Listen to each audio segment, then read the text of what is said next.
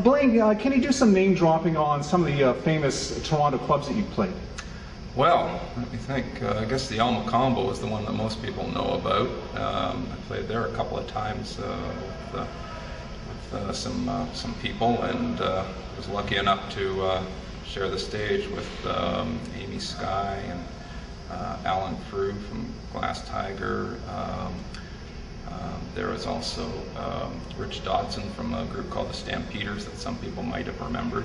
I've also played in the Cadillac Lounge. We did a Jerry Lee night at that place, and that went over really well. Played in Graffitis and other places that a lot of people drop into.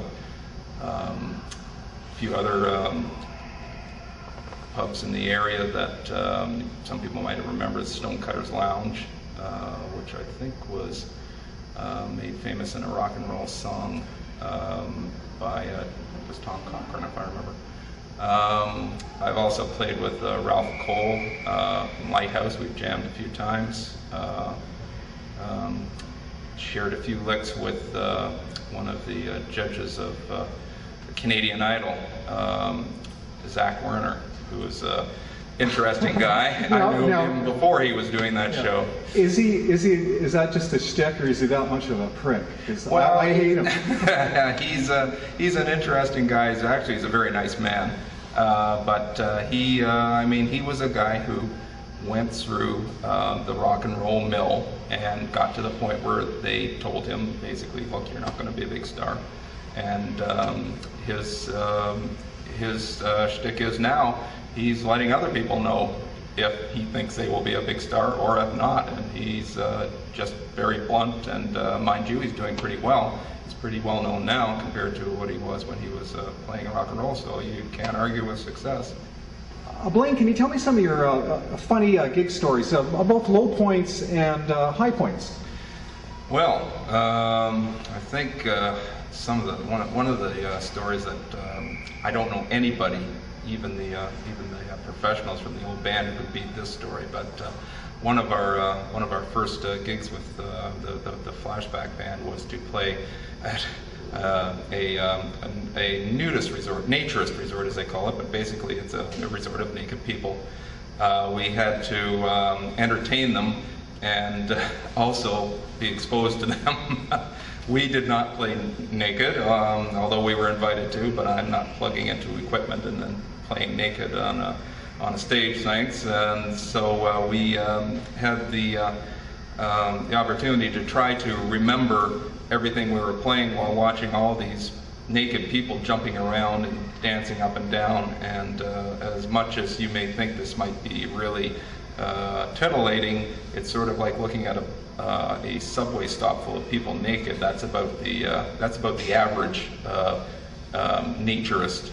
So when they were dancing around, I don't know what was worse, the fast dancing or the slow dancing. But we did that for actually a few years, and it got us a lot of interesting comments. But it was fun. It was possibly the importance of the home studio to an independent musician nowadays. I think they are the best device.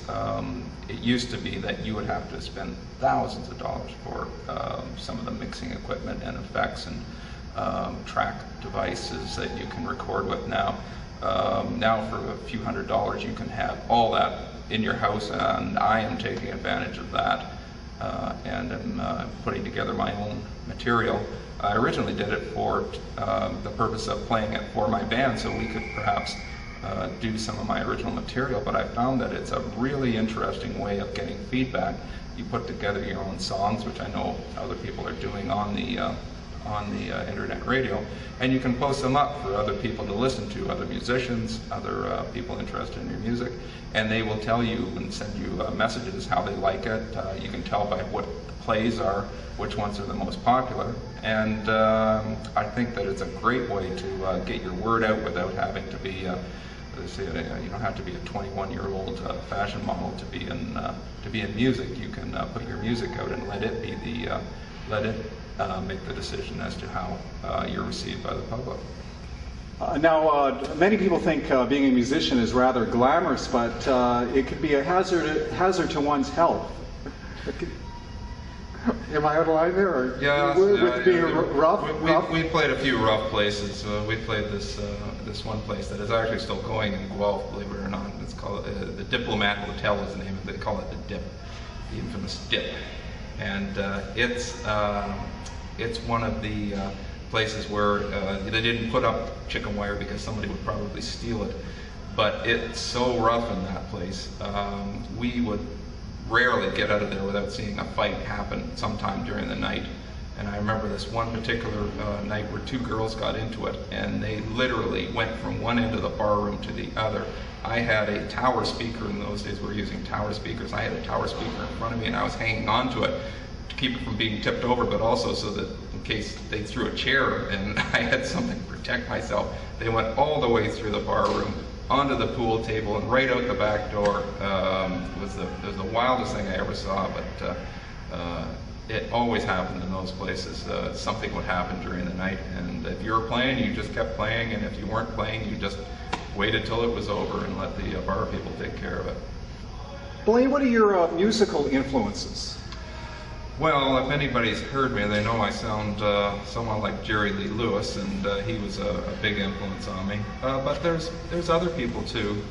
Jane Basie, who played with the Downchild Blues Band, she passed away back in the 80s. I met her in the late 70s and got a chance to talk to her about playing, and if anybody knows the history of that band, they were the influence of the Dan Aykroyd and John Belushi for the Blues Brothers. Tell me about your experience meeting Robert Gordon. Robert Gordon, he was at the Cadillac Lounge playing, and I went to see him, and he did a good show. And then they said afterwards, oh, if you stay around, Robert's going to come down. So I thought, oh, okay. So I stuck around. He came down and with his band, and we were talking away. And he signed a CD for me, and he seemed a little. Didn't seem quite the same guy as when he was getting his big hits back in the old days. But I guess all those years on the road. They were telling me about how when he was playing with Danny Gatton.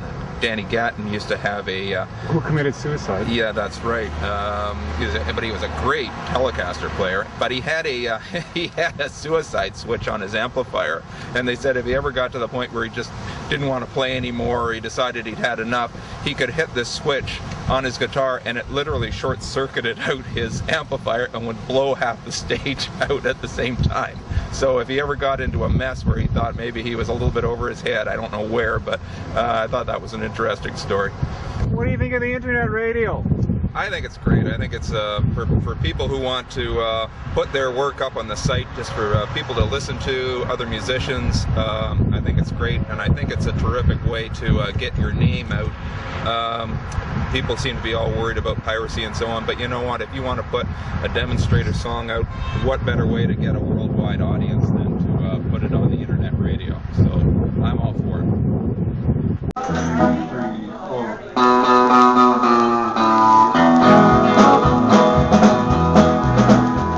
Well, now you look quite a sight, you checkerboard shirt and your boots so bright. You better turn them around before you enter this barroom, friend.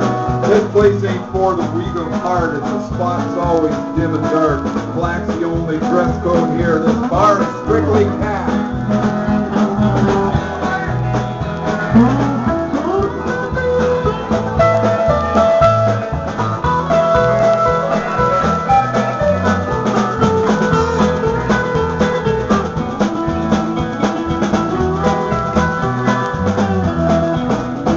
Your band there has a lot to learn about playing to people who've had their turn, touching bottom once or twice. No, they've done wrong. So take your silly country pop, and folks whose drinks have umbrellas on top. You won't get the reception here you want. This bar is strictly cash.